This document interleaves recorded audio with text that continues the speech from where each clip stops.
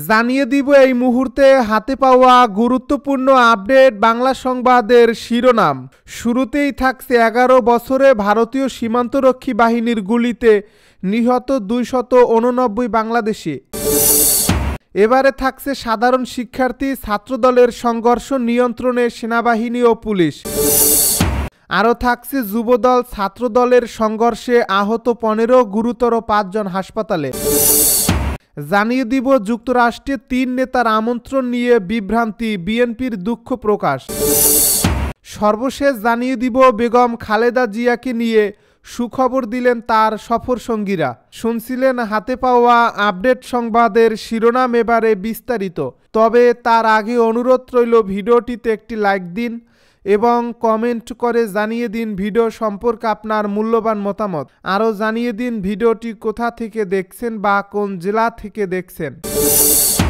11 বছরে ভারতীয় সীমান্তরক্ষী বাহিনীর গুলিতে নিহত 289 বাংলাদেশি।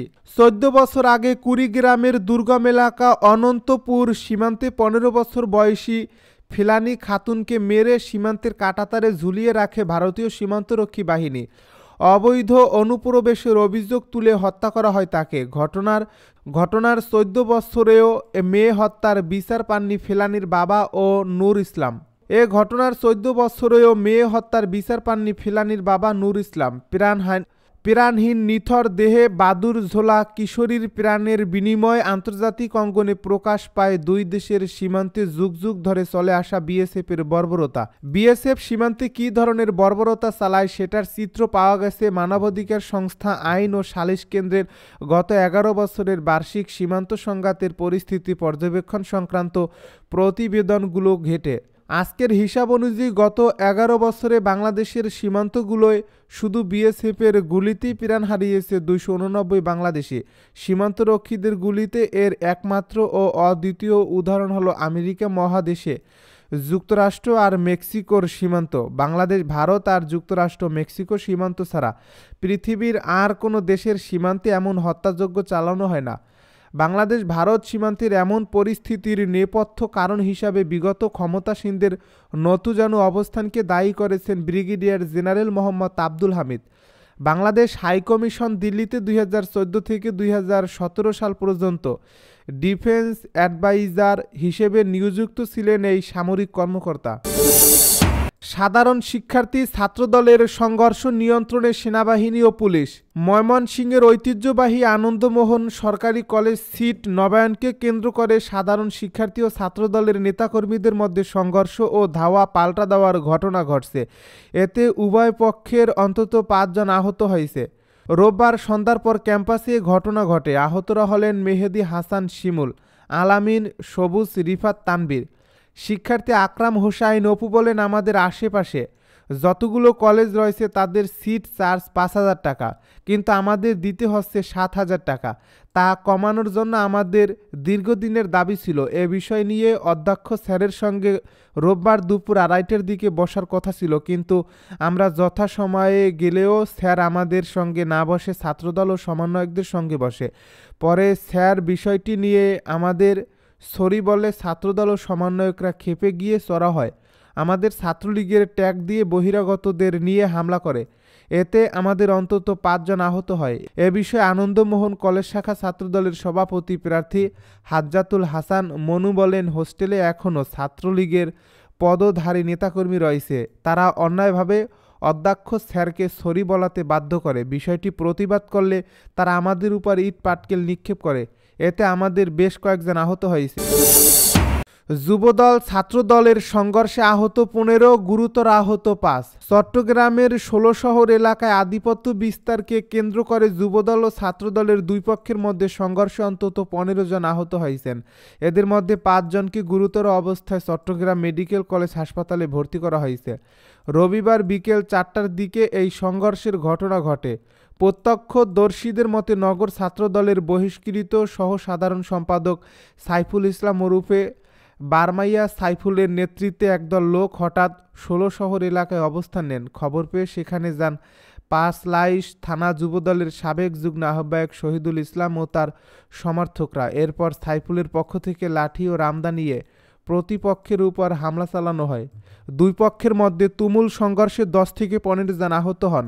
আহতদের মধ্যে কয়েকজন নারী ও সাধারণ পথচারীও রয়েছে। চমেক হাসপাতালে ভর্তি 5 জনের মধ্যে আছেন মিজানুর রহমান, শহীদুল ইসলাম, লুৎফুর রহমান, ফয়জুন নেসা ও লুৎফুন নেসা। হাসপাতালের পুলিশ ফাঁড়ির এসআই আলাউদ্দিন তালুকদার জানান, আহতদের শরীরের বিভিন্ন স্থানে গুরুতর কোপের চিহ্ন রয়েছে।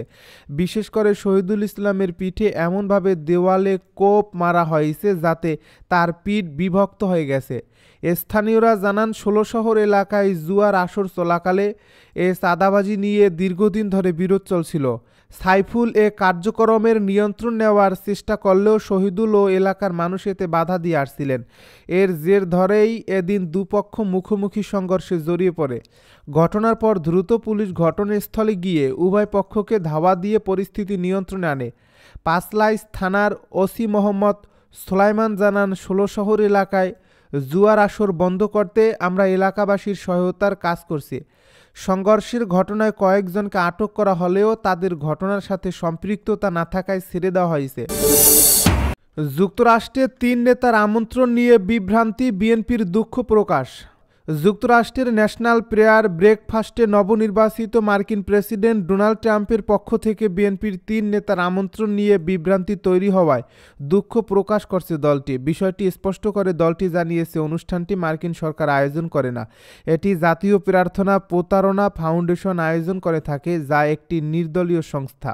রোববার রাতে বিএনপির মিডিয়া সেলের পক্ষ থেকে এ তথ্য নিয়ে একটি বিবৃতি দেওয়া হয়েছে। মিডিয়া সেলের আহ্বায়ক অধ্যাপক মওদুদ হোসেন আলমগীর স্বাক্ষরিত এক বিবৃতিতে বলা হয়েছে, 6 ফেব্রুয়ারি ওয়াশিংটন ডিসিতে অনুষ্ঠিতব্য জাতীয় প্রার্থনা প্রতারণা অনুষ্ঠানে বাংলাদেশ জাতীয়তাবাদী দলের ভারপ্রাপ্ত চেয়ারম্যান তারেক রহমানের আমন্ত্রণ সম্পর্কে কিছু সংবাদের পরিপ্রেক্ষিতে বিএনপি মিডিয়া সেলের পক্ষ থেকে আমরা জানতে চাই যে অনুষ্ঠানটি মার্কিন সরকার আয়োজন করে না। জাতীয় প্রার্থনা প্রাতরাশ 1953 সাল থেকে প্রতি বছর অনুষ্ঠিত হয়ে আসছে এবং এতে মার্কিন রাষ্ট্রপতি, সিনেটর, কংগ্রেস সদস্য, ব্যবসায়ী এবং 100টিরও বেশি দেশের গণ্যমান্য ব্যক্তিরা অংশগ্রহণ করেন। অনুষ্ঠানটি জাতীয় প্রার্থনা প্রাতরাশ ফাউন্ডেশন আয়োজন করে থাকে, যা একটি নির্দলীয় সংস্থা এবং রাজনৈতিক, সামাজিক এবং ব্যবসায়িক অভিজাতদের একত্র হবার, দেখা করার, আলোচনা করার এবং একসঙ্গে প্রার্থনা করার জন্য একটি বিশেষ ফোরাম। এই ফাউন্ডেশন মার্কিন নীতি নির্ধারণে অত্যন্ত গুরুত্বপূর্ণ এবং বিশ্ব শান্তি ও ভ্রাতৃত্ব প্রতিষ্ঠায় নিবেদিত। এ বিবৃতিতে আরও বলা হয়, জাতীয় প্রার্থনা প্রাতরাশের পক্ষ থেকে অনুষ্ঠানের সহ-সভাপতি কংগ্রেস সদস্য বেন ক্লাইন এবং কংগ্রেস সদস্য থমাস আর সুজি বিএনপির ভারপ্রাপ্ত চেয়ারম্যানকে আমন্ত্রণটি জানিয়েছেন। খালেদা জিয়াকে নিয়ে সুখবর দিলেন তার সফরসঙ্গী। লন্ডন ক্লিনিকে চিকিৎসাধীন সাবেক প্রধানমন্ত্রী ও বিএনপি চেয়ারপারসন বেগম খালেদা জিয়ার শারীরিক অবস্থা দ্রুতই উন্নতি হচ্ছে। তিনি এখন নিজে থেকে সামান্য হাঁটতেও পারছেন। খালেদা জিয়ার উপদেষ্টা ও তার সফরসঙ্গী এনামুল হক চৌধুরী রোববার এ তথ্য নিশ্চিত করেছেন। তিনি আরও বলেন, বেগম খালেদা জিয়ার শারীরিক অবস্থা আগের চেয়েও ভালো। তিনি আজ একা একা হাঁটতেও পেরেছেন। এনামুল হক চৌধুরী বলেন, হাসপাতালে থেকেও খালেদা জিয়া দেশের খোঁজখবর নিয়েছেন, জানতে চেয়েছেন বর্তমান অবস্থা কি। বিএনপির স্থায়ী কমিটির সদস্য ও খালেদা জিয়ার ব্যক্তিগত চিকিৎসক ডাক্তার এজেএম জাহিদ হোসেন বলেন, আলহামদুলিল্লাহ ম্যাডাম যথেষ্ট ভালো আছেন। আজ অধ্যাপক জন প্যাট্রিক কেনেডি তাকে দেখে গেছেন। এই বিশেষজ্ঞ চিকিৎসকের অধীনেই তার চিকিৎসা চলছে। তিনি আরও বলেন, বেগম খালেদা জিয়াকে আজ ফিজিওথেরাপি দেওয়া হয়েছে, বলতে পারি তার স্বাস্থ্যের উন্নতি হচ্ছে। এদিকে অন্যান্য দিনের মতো রোববারও বিএনপির ভারপ্রাপ্ত চেয়ারম্যান তারেক রহমান ও তার সহধর্মিণী জুবাইদা রহমান খালেদা জিয়াকে দেখতে হাসপাতালে আসেন।